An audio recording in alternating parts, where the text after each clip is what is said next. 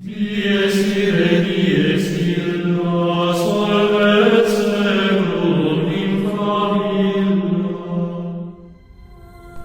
Bago natin simulan ang kwentong ito, gusto ko munang i-shout out lahat ng mga taga Iloilo.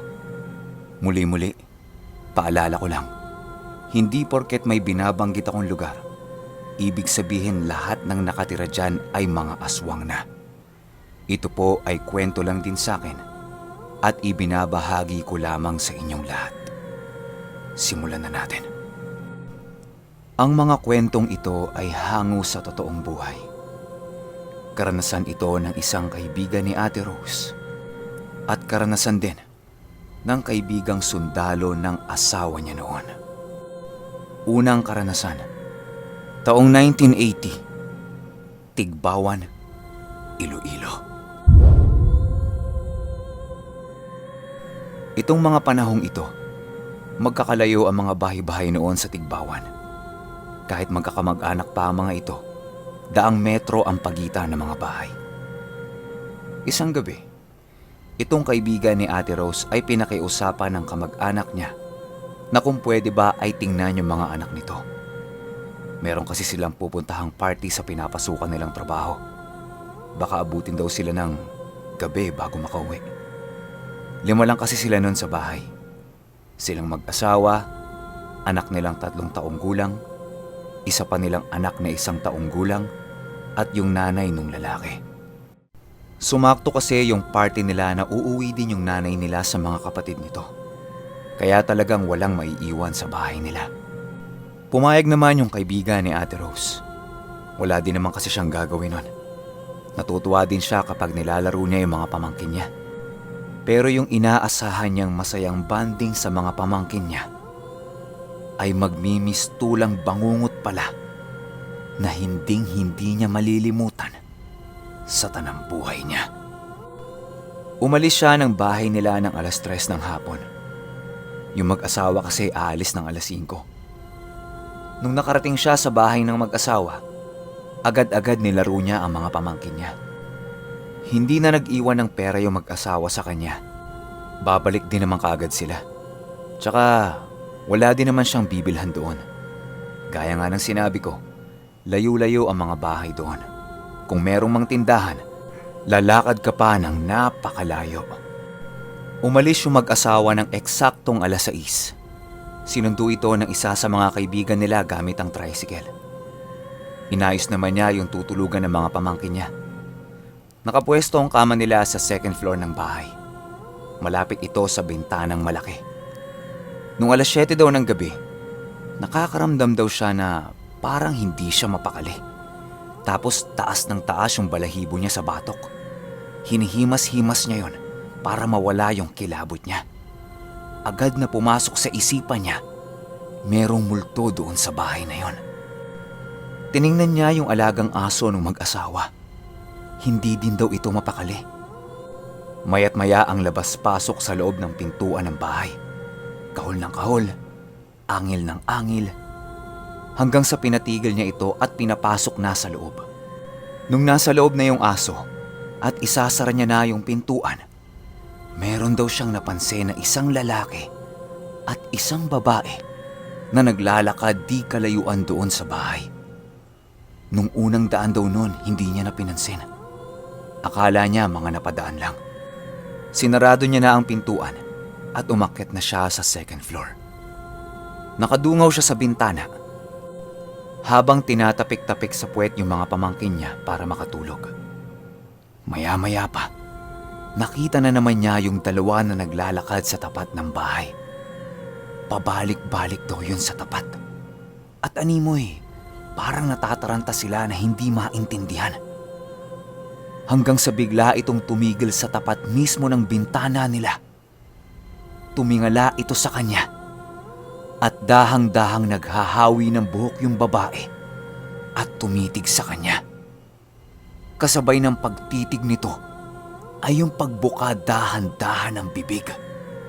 Yung lalaki daw, nakatingin lang sa kanya ng masama. Pero mas kinakabahan siya doon sa babae. Dahil parang nahihilo daw siya kapag tinitingnan niya ang mga mata nito.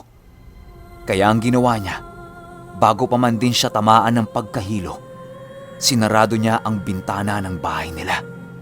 Inusog niya yung kama doon sa pinakasentro ng bahay dahil alam niya sa sarili niya na merong 2 aswang ang nakamasid sa mga pamangkin niya.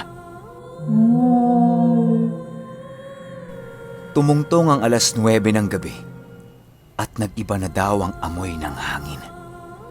Nakakaamoy na siya ng hindi kaaya-aya. Amoy malansang laman na. Doon na daw nagsimulang magkakakahol yung aso sa may pintuan nila.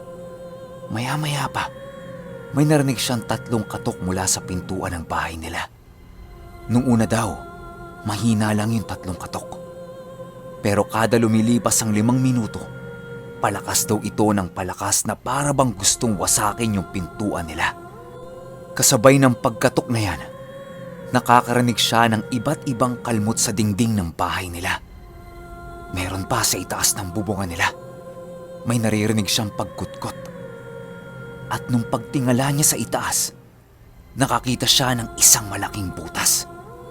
At doon sa butas na yon, merong malaking mata na nanlilisik. Kulay dilaw ang matang ito. Ayon dito sa kaibigan ni Ate Rose, makikita mo sa mga matang ito na sabik siya doon sa 2 batang mahimbing na natutulog.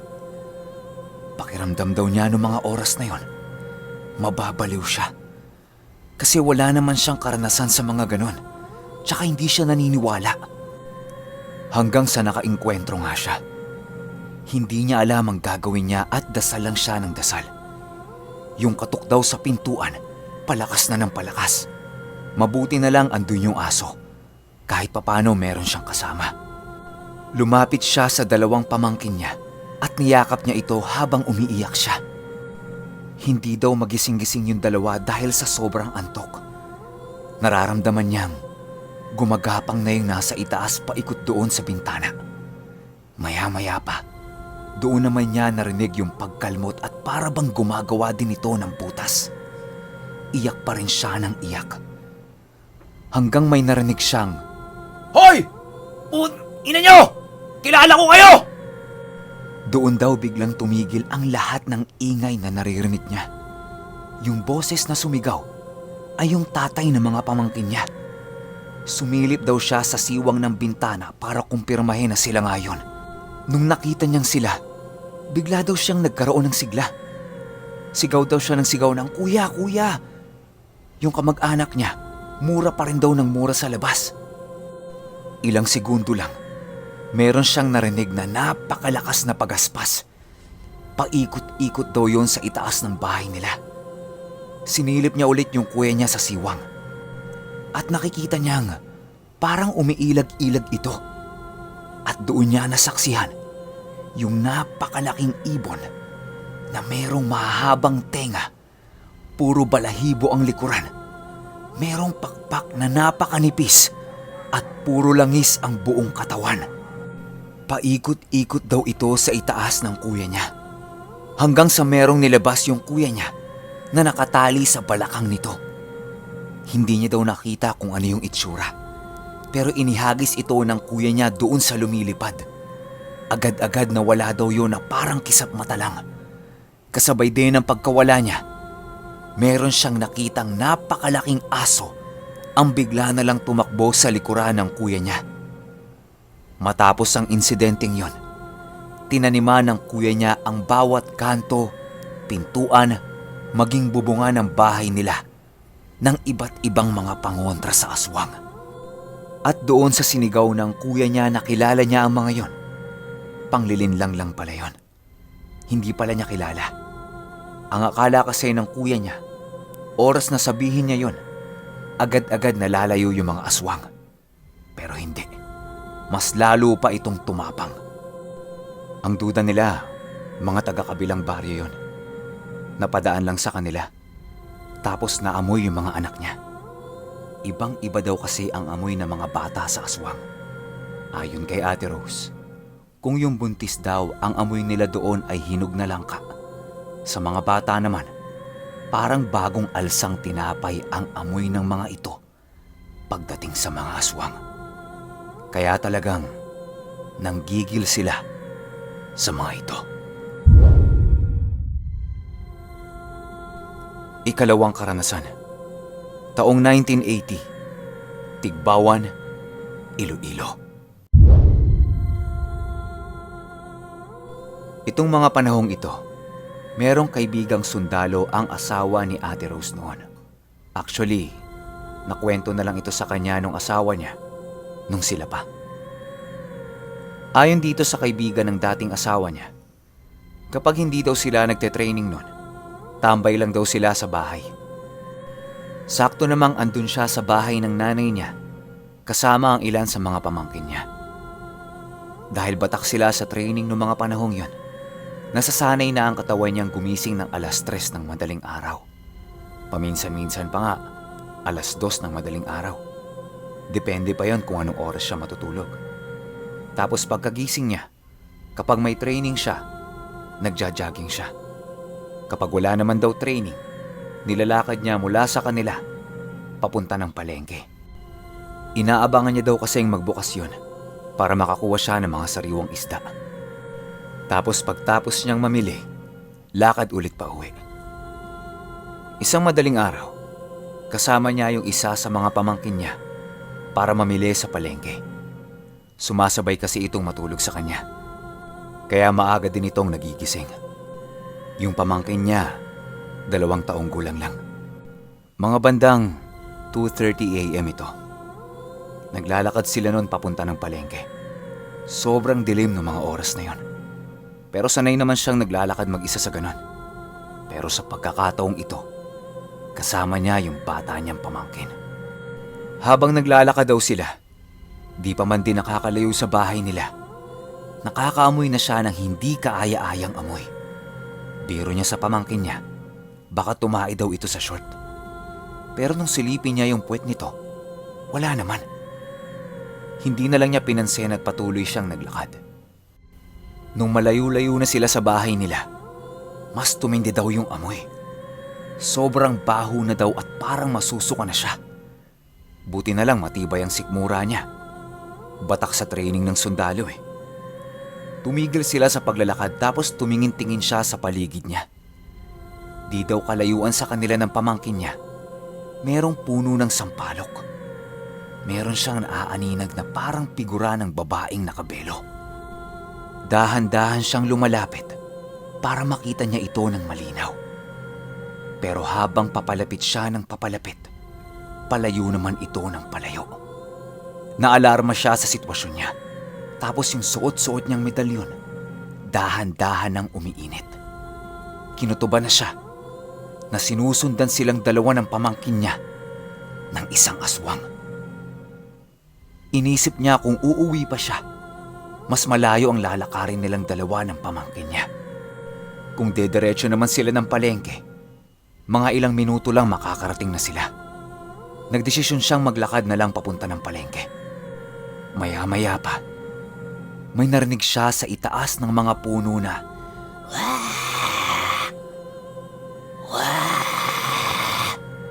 nanigas daw ang buong katawan niya nung narinig niya yun. Tapos yung medalyon niya, sa sobrang init, halos mapaso na ang dibdib niya. Kaya ang ginawa niya, inalis niya sa pagkakakwintas yung medalyon niya. Ipinalupot niya ito sa kamay niya para kung sakaling sunggaban sila nung aswang, agad-agad niya itong masasapak. Nakiramdam siya sa paligid niya. Maya-maya pa, narinig na naman niya yung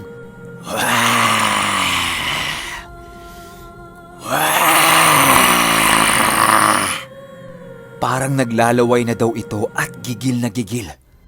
Yung puso niya daw, parang lalabas na sa dibdib dahil sa sobrang kaba.